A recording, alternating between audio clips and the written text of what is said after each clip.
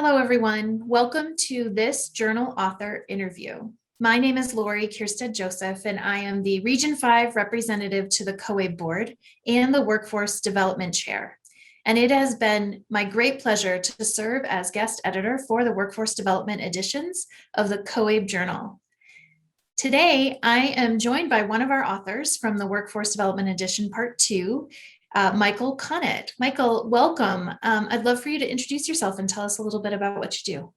You bet. And thanks so much for having us here. We're huge fans of COABE and certainly of the journal.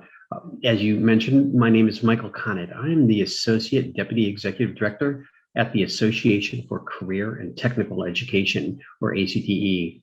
We represent about 200,000 CTE professionals from across the country in both secondary and post-secondary institutions, and are huge fans, as I said, of the Coalition for Adult Basic Education. Well, thank you, Michael. Thanks for being here, and thank you for submitting your article, Career and Technical Education, Teaching Professional and Life Skills to Close the Skills Gap.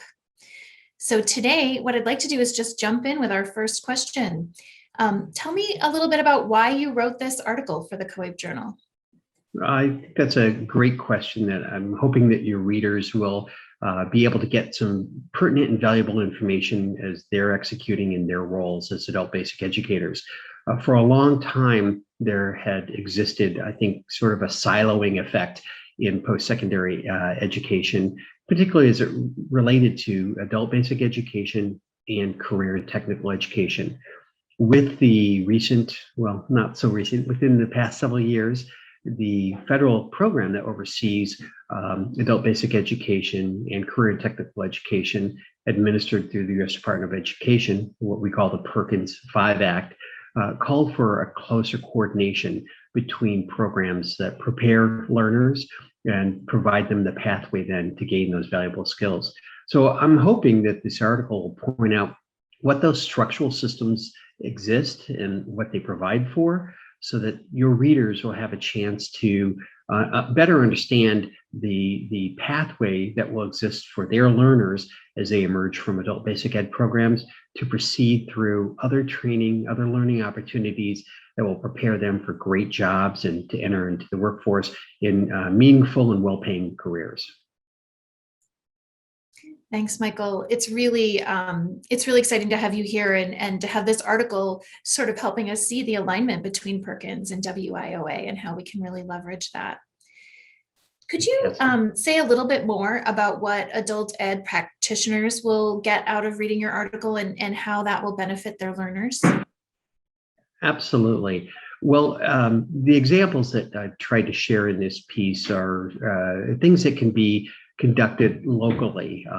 Each individual adult basic educator has to not only understand the mechanics of their instructional set, but what those pathways might look like and how to connect with those employment opportunities.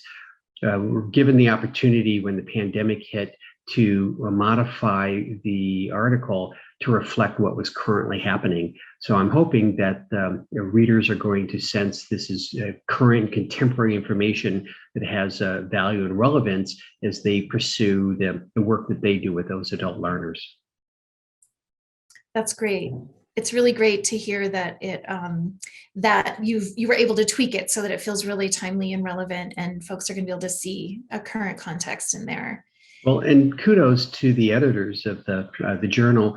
They acknowledged early on that the content needed to be fresh and to have relevance. And so they were really great to work with. And I think that was a testament to them understanding what the readers of the journal want to get out of it. Something that's not quite frankly disconnected, but is meaningful and has information that can help them in the performance of their job duties. Fantastic. Well, I think you've answered my third question really already about what do you hope readers get out of the article. Is there any other additional comments? Are there any other comments that you would like to share? Yeah, I'm hopeful that readers of the entire issue are going to get a sense that they play an important and really pivotal role not just in gaining those credentials that put learners on a pathway, but in almost every case, they are the most important person who can guide them to those next opportunities that will help prepare them with those skills that will be so relevant and needed by employers across the country. Understanding that the issue is going to provide insights in various different aspects of workforce development. The role of the adult basic educator, as I hope I pointed out in my article and the others in this issue, is really critically important. And so compliments again to the journal, but also to the readers of the journal, because they're getting so much information.